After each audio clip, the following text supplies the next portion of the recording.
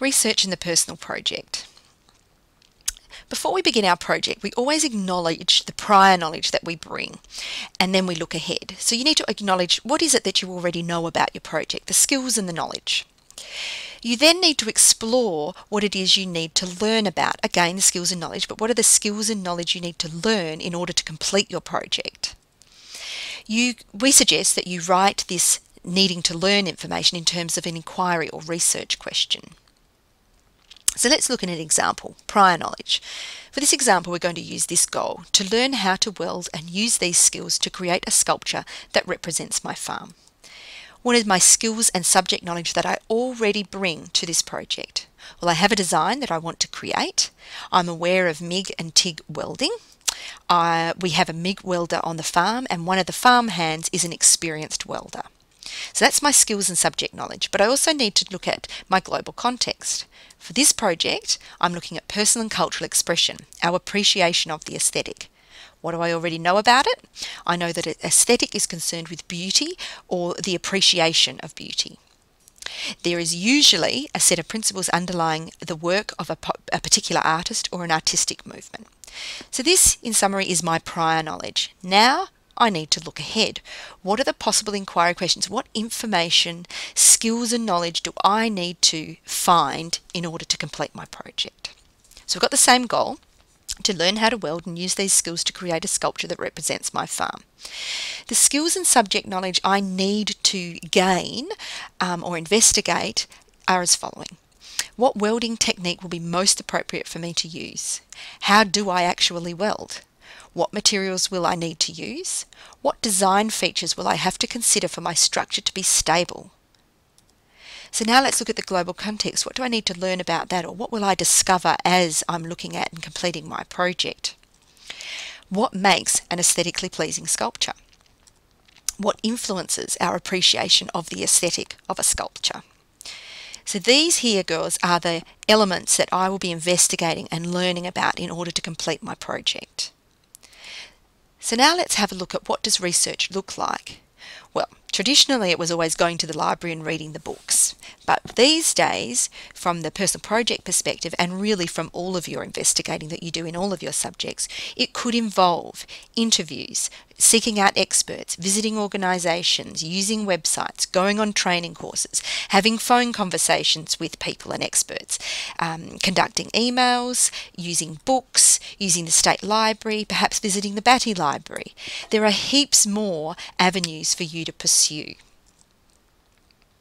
So how do you record your research? It's all good and well to get the information from all these sources, but you need to develop a system for recording it so that you can refer back to it later. This is vital for when you're writing your project report. So we highly recommend that it all is in your process journal, and that you can use our research templates or modify them and create your own, but the principles are all the same. So this is a research template we have created for you that you're welcome to use or adapt for your own purposes. You can see the first column says resource details. You record here as many bibliographic details here as possible. This is so that you can find the source again, as well as be able to cite the source in your bibliography later. Also use it in your report. So bibliographic details are who published it, when was it published, who's the author, the title, the web address, all of those things, date you accessed it if it was a web address, all of those things go in that column so that you can look at it later, use the information later. Here in the next column, just record your notes. Try to use bullet points and keywords, pictures, sketches, diagrams, whatever you need to use, whatever helps you. But don't rewrite the books, girls. The books or the websites are already there. You can always go back to them and read the paragraphs in full. As part of the personal project, you must evaluate your sources, and we have created another movie for you to look at that will help you do this, but you need to evaluate your source as you go. It's important for your report later. So you look at accuracy, authority, audience, bias, currency and relevance. You make notes here on the accuracy or the evaluation of that your information source. This will save you time later. We highly recommend you do it. Lastly, this column is obviously optional, but when I review my notes, I like to just quickly skim over and see what that information source helped me with, what aspect of my project it helped me with. So here, if I give you an example, In the first column, I've written my bibliographic details. I had an interview with Ben Juniper, who's an artist and a sculptor, and I wrote down the date. Second column, I won't read it to you. You can pause it and look at it if you're so interested, but I wrote down the information that I learnt. Thirdly, I've noted why I can trust this source, and this will make more sense once you've viewed that other movie, but he's a field expert, he's experienced and a well-known WA artist and sculptor. He currently uses welding techniques in his sculpture and directly related, and it is directly related to my project because I am going to be creating a sculpture using welding. Related issues, welding techniques and metal suitability. That's what I learnt from that interview. In the personal project, quite often you are interviewing people or having conversations with people, and this is just one way you can record that interview, phone conversation, whatever, or even just after you've had the interview, go and reflect on it.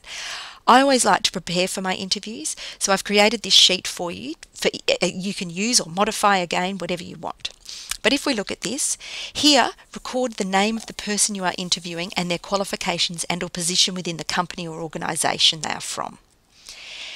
Plan ahead and have your questions recorded.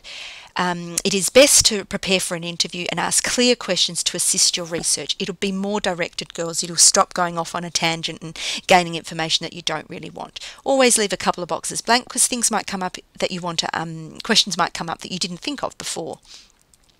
Lastly, over here you can just record your notes or the responses that your interviewee gave. You can get these templates off the handbook. Evaluating sources of information. I know we mentioned that topic. This is something you will need to do. The image that there, you've got the frog, we call it the frog package. That movie is on the handbook and we want you to look at it so that you are able to evaluate the sources. For each source you're going to need and justify the credibility and usefulness of the source. You will look at, and this movie will treat, on what you're looking at and how you do it, accuracy, audience, authority, bias, currency and relevance. So this should help you get started with your researching. Good luck and know that we are here to help you as well.